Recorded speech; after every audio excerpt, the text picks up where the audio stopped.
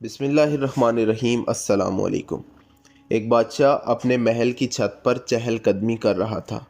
اسی دوران اس کی نظر محل کے نزدیک ایک گھر کی چھت پر پڑی، جہاں ایک خوبصورت عورت کپڑے سکھا رہی تھی۔ بادشاہ نے اپنی باندی کو بلا کر پوچھا، یہ کون ہے؟ باندی نے بتایا کہ بادشاہ سلامت، یہ آپ کے غلام فیروز کی بیوی ہے۔ بادشاہ پر اس عورت کے حسن کا جادو چل گیا تھا۔ بادشاہ اس حسین عورت تک پہنچنے کے طریقے سوچنے لگا۔ اس نے اپنے غلام فیروز کو بلایا۔ جب فیروز حاضر ہوا تو بادشاہ کہنے لگا کہ فیروز، ہمارا یہ خط فلاں ملک کے بادشاہ کو دے آؤ، اور ہاں، اس کا جواب بھی ساتھ لے کر آنا۔ فیروز وہ خط لے کر گھر گیا اور اپنے تکیے کے نیچے رکھ دیا۔ سفر کے سامان کی تیاری کرنے لگا، رات گزاری اور صبح کی منزل کی طرف روانہ ہو گیا، اس بات سے لا علم کہ بادشاہ نے اس کے ساتھ کیا چال چلی ہے۔ ادھر جیسے ہی فیروز نظروں سے اوجھل ہوا، بادشاہ فیروز کے گھر پہنچ گیا اور آہستہ سے فیروز کا دروازہ کھٹکھٹانے لگا۔ فیروز کی بیوی نے دروازے کی آڑ میں پوچھا، کون ہے؟ بادشاہ کہنے لگا، میں تمہارے شوہر کا مالک اور بادشاہ ہوں۔ فیروز کی بیوی نے یہ سن کر دروازہ کھول دیا اور بادشاہ اندر آ کر بیٹھ گیا۔ فیروز کی بیوی بادشاہ کو اپنے گھر میں دیکھ کر حیران ہوئی اور بادشاہ سے اپنے غریب خانے میں آنے کی وجہ دریافت کی۔ بادشاہ نے کہا، میں یہاں مہمان بن کر آیا ہوں۔ فیروز کی بیوی ایک نیک اور سمجھدار عورت تھی۔ بیوی نے بادشاہ کا مطلب سمجھتے ہوئے کہا، میں اللہ کی پناہ چاہتی ہوں۔ آپ کے اس طرح آنے میں مجھے کوئی خیر نظر نہیں آتی۔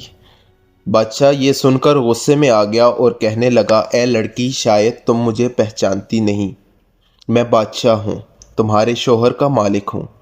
فیروز کی بیوی کہنے لگی، بادشاہ سلامت، میں جانتی ہوں آپ ہی بادشاہ ہیں، لیکن بزرگ کہتے ہیں کہ شیر کو اگرچہ جتنی بھی بھوک لگی ہو وہ مردار نہیں کھاتا، اور بادشاہ سلامت، آپ تو اس کٹورے میں پانی پینے آئے ہیں جس میں آپ کے کتے نے پانی پیا ہے۔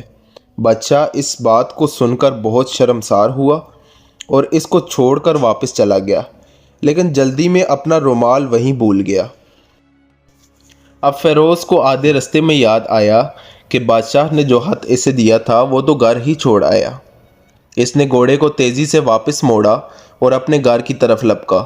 فیروز اپنے گھر پہنچ گیا تو تکیے کے نیچے سے خط نکالتے وقت اس کی نظر بستر پر پڑے بادشاہ کے رومال پر پڑی، جو بادشاہ جلدی میں بھول گیا تھا۔ یہ دیکھ کر فیروز کا سر چکرا گیا اور وہ سمجھ گیا کہ بادشاہ نے اس کو سفر پر صرف اس لیے بھیجا ہے کہ وہ اپنا مطلب پورا کر سکے۔ فیروز خط لے کر چل پڑا اور کام ختم کرنے کے بعد بادشاہ کے پاس واپس آ گیا۔ انعام کے طور پر بادشاہ نے اسے اشرفیاں عنایت فرمائی۔ وہ اشرفیاں لے کر بازار گیا اور بیوی کے لیے کچھ کپڑے اور سامان خریدا۔ گھر پہنچ کر بیوی کو سلام کیا اور کہا کہ چلو تمہارے مائکے چلتے ہیں۔ میں نے پوچھا، یہ کیا لائے ہیں؟ تو فیروز نے کہا کہ بادشاہ نے انعام دیا ہے اور یہ سب میں تمہارے لیے لایا ہوں۔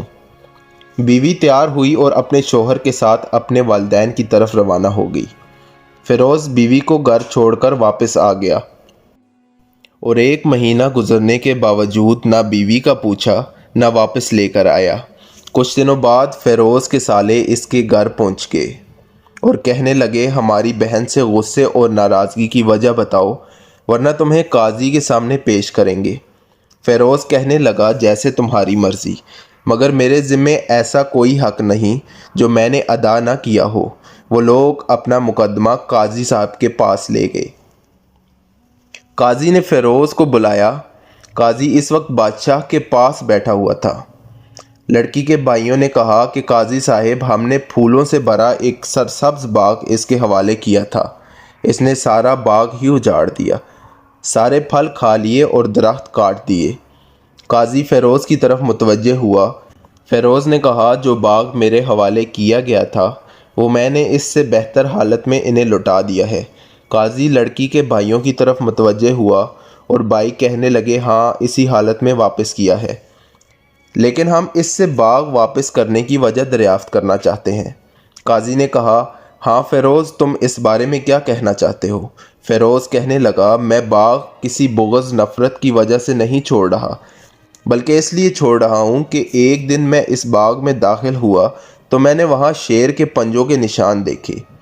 بس مجھے خوف ہوا کہ شیر مجھے کہیں نقصان نہ پہنچا دے۔ شیر کے اقدام کی وجہ سے میں نے باغ میں جانا بند کر دیا۔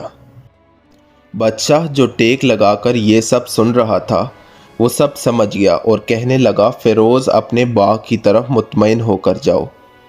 واللہ اس میں کوئی شک نہیں کہ شیر تمہارے باغ میں گیا تھا، لیکن وہاں پر نہ ہی کوئی اثر چھوڑ سکا اور نہ ہی کوئی پتا توڑ سکا اور نہ ہی کوئی پھل کھا سکا۔ وہاں پر تھوڑی دیر کے لیے ٹھہرا اور مایوس ہو کر لوٹ گیا۔ خدا کی قسم میں نے تمہارے جیسے باغ کے گرد کوئی دیوار نہیں دیکھی۔ اس طرح مقدمہ برخاست ہو گیا۔ فیروز گھر واپس لوٹ آیا اور اپنی بیوی کو بھی لے آیا۔ نہ قاضی کو پتہ چلا نہ ہی کسی اور کو کہ ماجرا کیا تھا۔